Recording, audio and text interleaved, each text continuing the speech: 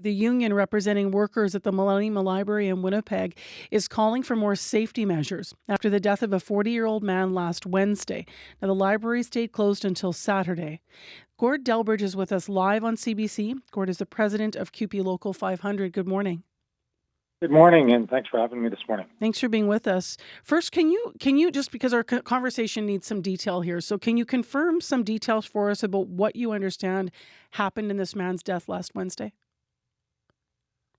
Well, it's my understanding that there was a suicide where this individual had jumped off fourth story balcony, and it was very sad. This is very traumatic for many of the workers there, the patrons using the facility. This is also not the first time that there's been a death by suicide at the library. In 2017, I was looking at our CBC reporting, and a man also from that fourth floor height had jumped. I know that if people are imagining the library, there's you walk up the stairs and you're on that fourth floor. It's kind of open over the stairs there, and there's a railing. Tell me about the safety concerns you have for the workers in the aftermath of this. Well, when these type of incidents happen, there was a fatal stabbing that happened there not a few years ago as well.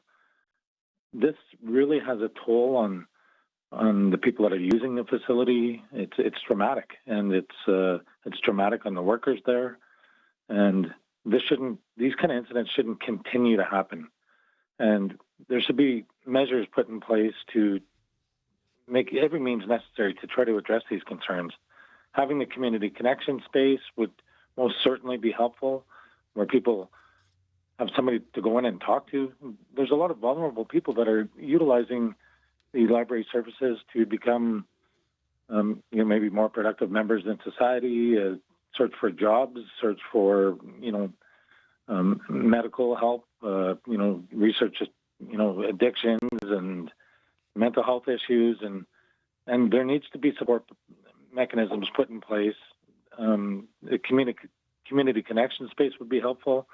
I think that we should move away from having, private contracted security guards, and the city should invest in themselves and have the community safety officers there that are trained in dealing with, some of the people in need and more vulnerable people in society that utilize the services there. For the city to have their own staff and invest in the training would be certainly helpful. I have been in contact with the province. We had some very productive conversations there about the province funding the community connection space, and so that sounds very promising.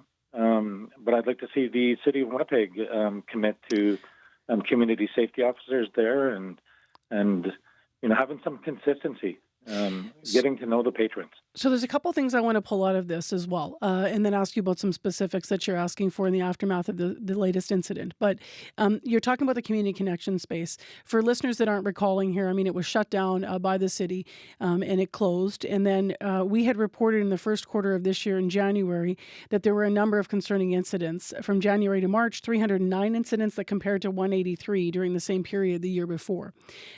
So that's been raised as potentially being connected. And that is because it increased at a time when there was a 7.5% drop in attendance overall at the library. So that's why a lot of people are looking at who's using the library, what those needs are. But I also can say to you that the city's mayor, when shutting this down, was looking outside of the library to put other resources in place. And the premier actually, when I asked him about any provincial funding or support at that time for community connections last year, had said, it's city's jurisdiction, and we put in a lot of funding and help the city in a lot of ways. But what you're saying this morning is you've had a recent meeting with the province, and you feel like there's hope there that they may actually come forward with some funding to get this back up and running at the library. That is correct. And we had some very productive conversations, and I think it's understood that this is needed in the downtown core, and especially at the library, at the Millennium Library. And I think it's realized that, different levels of government need to come together and work together to address some of the concerns that we're seeing in society now. And If we need to make improvements, we can't take a reactive approach. We've got to take a proactive approach and make sure that we have the support mechanisms in place, and provide some guidance and how the library can be utilized so that people can improve themselves and the services that are offered there.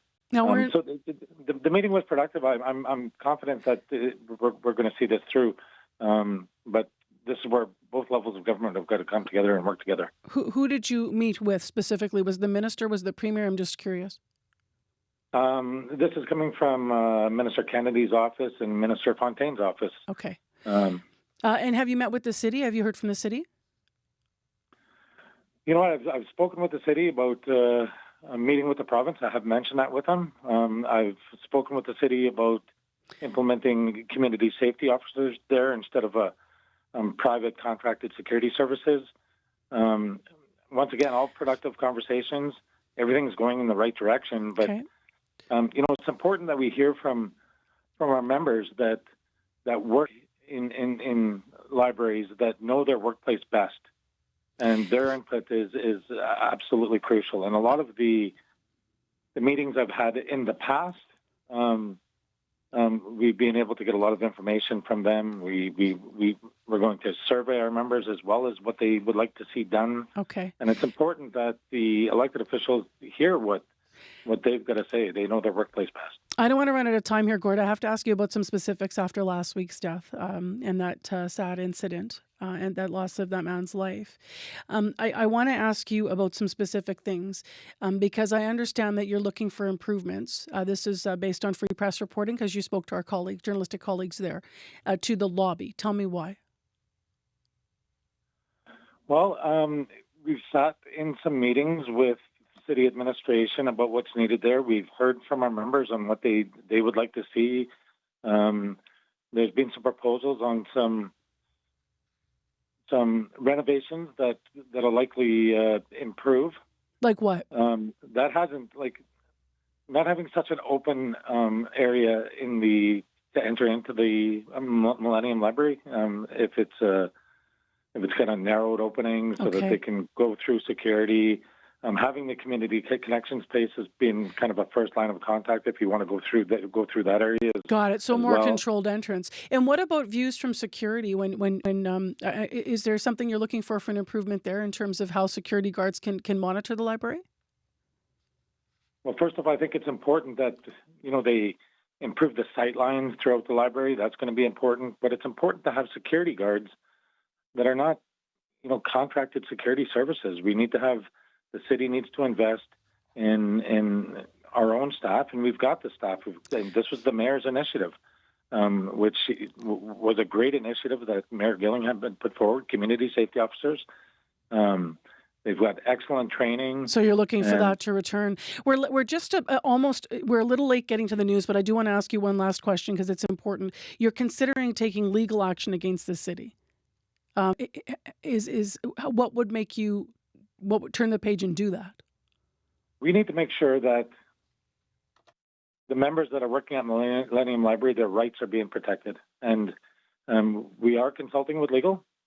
When these type of incidents happen time and time again, this is very traumatic, and this is a health and safety issue.